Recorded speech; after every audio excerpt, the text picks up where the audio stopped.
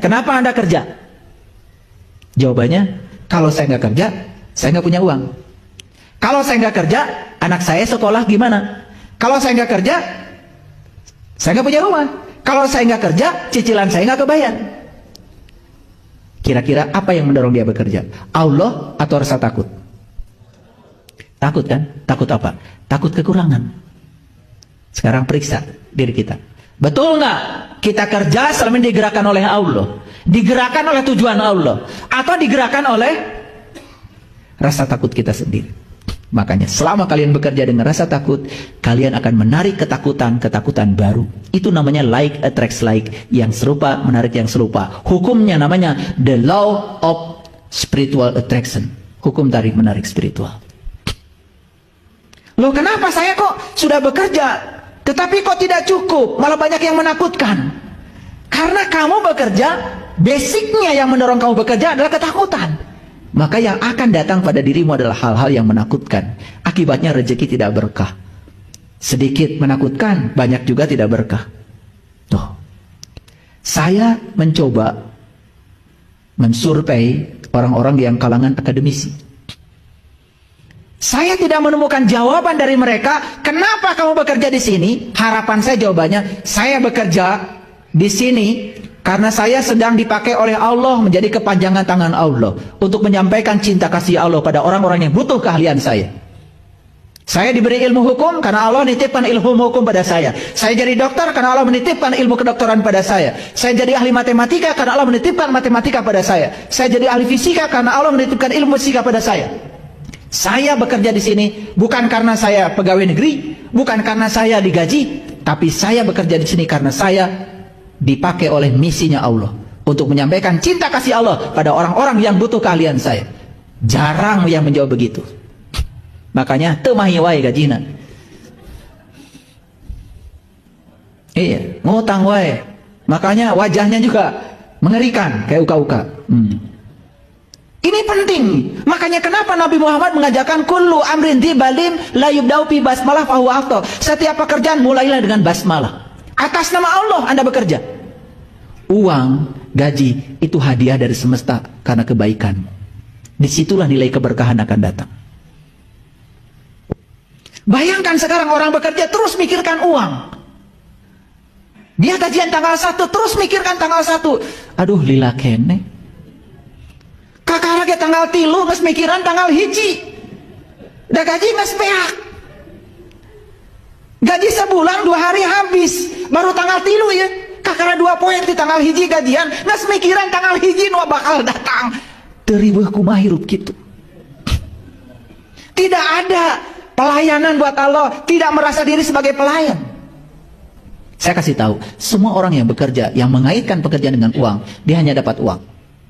Sebentar ada, sebentar tidak ada. Tapi kalau dia menjadi pelayan Allah, percaya sama saya, tidak akan kurang uangnya. Selalu ada. Itu yang disebut dengan wa may yattaqillaha yaj'al lahu makhraja wa yarzuqhu min haitsu la yahtasib. Wa may yatawakkal 'ala Allah fa huwa hasbuh. Innallaha balighu amri qad ja'allahu likulli syai'in qadra. Eta doa teh disebutnya doa 1000 dinar. Dibaca 1000 kali unggal isuk. Bagi malarat teu boga duit. Batur geus garawe maneh maca doa eta keneh 1000 kali. Masih percaya keneh mun dibaca can 1000 kali maneh bahkan arti mana? Da duit mah kudu dijemput, teu boga leungeun, teu boga suku. Kade, duit teh teu boga suku. Mau datang sorangan ka imah, teu dijemput mah. Makanya 3 cara cari uang, saya kasih tahu. 1, bekerja dengan sungguh-sungguh karena Allah. Yang kedua, banyak memberi. Banyak memberi. Banyak memberi. Dan yang ketiga, saat memberi, lepaskan, sembunyikan kebaikanmu seperti kau menyembunyikan keburukanmu. Nabi Muhammad ketika ditanya oleh para sahabat, ya Rasulullah, aku hidup sejaman dengan engkau, aku beruntung dapat ilmu langsung dari tanganmu. Apa kata Nabi? Lebih beruntung lagi umatku yang hidup tidak sejaman dengan aku, tapi mereka masih dapat ilmuku dari para pewarisku. Lalu seorang sahabat bertanya pada Rasulullah, ya Rasulullah, siapa orang yang mewarisi ilmu? Al-ulama warasatul anbiya. Jadi ulama itu adalah orang yang mewarisi ilmu Nabi. Apa ilmu yang diwariskan oleh Nabi kepada ulama? Cuma 3. Itu diabadikan dalam Quran surat Ali Imran ayat 49. Satu, ciri pewaris ilmunya Nabi itu bisa membuka mata kalbu yang tertutup. Bisa membebaskan kebutaan mata kalbu, itu satu. Yang kedua, bisa membebaskan penyakit kulit. Penyakit kulit itu penyakit luar. Ngerti sesuatu cuma luarnya saja. Bukan kudis, bukan kurap, bukan panu, bukan kutil, bukan kuman. Penyakit kulit yang berbahaya itu adalah ngerti sesuatu cuma luarnya saja. Itu penyakit. Kalian ngerti diri kalian cuma luarnya saja, penyakit. Ngerti Quran luarnya saja, penyakit. Ngerti hadis luarnya saja, penyakit. Ngerti agama cuma luarnya saja, penyakit. Dan setiap penyakit kulit berbahaya karena menular. Jadi kalau kita masih gampang benci pada orang lain yang berbeda keyakinan dengan kita, itu tanda bahwa kita mengidap penyakit kulit. Dan itu sangat berbahaya untuk persatuan, sangat berbahaya untuk toleransi. Karena kita akan menjadi manusia yang merasa paling benar, sehingga orang lain semuanya salah. Dan yang ketiga, ciri pewaris Nabi itu kata Quran, bukan kata saya. Dapat menghidupkan orang mati. Bukan orang yang sudah mati dihidupkan lagi. Orang ini hidup tetapi mati, terutama mati kesadarannya. Jadi kalau ada seseorang yang bisa membangkitkan diri kita dari kematian kesadaran sehingga kita bangkit dan kita menjadi orang-orang yang sadar, itulah pewaris. Di luar itu bukan apapun dandanannya. Dan tentu saya sudah mencari yang kayak gitu dari dulu. Sudah keliling dunia saya mencari mereka itu. Dan saya bersyukur bisa dipertemukan dengan guru-guru sejati. Dan ketemunya di pasar. Di tempat yang tidak biasa. Karena orang yang semacam itu tidak pernah menampakkan dirinya. Makanya di dalam sebuah hadis qudsi Allah mengatakan, para waliku ada di bawah naunganku. Dan tidak ada yang mengenal seorang wali tanpa seizin. Karena dia adalah manusia biasa. Tidak tahu apa-apa, tidak bisa apa-apa, tidak punya apa-apa. Bahkan tidak merasa sebagai siapa saja. Cari yang seperti itu.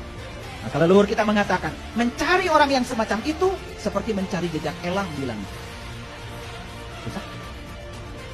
Mencari orang yang semacam itu seperti mencari jejak itik di sungai. Susah. Dan mencari orang yang semacam itu seperti mencari jejak ikan di air. Saya repeat. Kalau bukan karena takdir Allah, cinta kasih Allah, gak akan ketemu. Mayyahdillahu fahuwal muhtadi wa mayyudlil falan tajidalahu waliyan mursyida. Barang siapa yang dikehendaki Allah dapat petunjuk, pasti akan bertemu guru, sang penunjuk jalan. Tapi barang siapa yang tidak dikehendaki Allah dapat petunjuk, sampai mati pun tidak akan bertemu dengan waliyan mursyida. Maka tadi ada istilah mursyid. Mursyid dari kata irsyad, irsyad itu cerdas. Mursyid adalah gelar bagi orang yang sudah melampaui kecerdasan pikirannya, sudah masuk di sidratil muntaha. Belajar agamanya sudah bukan intiham lagi, bukan apal cangkem lagi, tetapi sudah menyatu jadi darah daging, menjadi akhlak, sudah tahaluk di akhlakillah, sudah berakhlak seperti akhlaknya Allah. Kita kasihnya tanpa batas, tidak pernah memilah-milih. Susah cari orang seperti itu. Kalau bukan karena itu.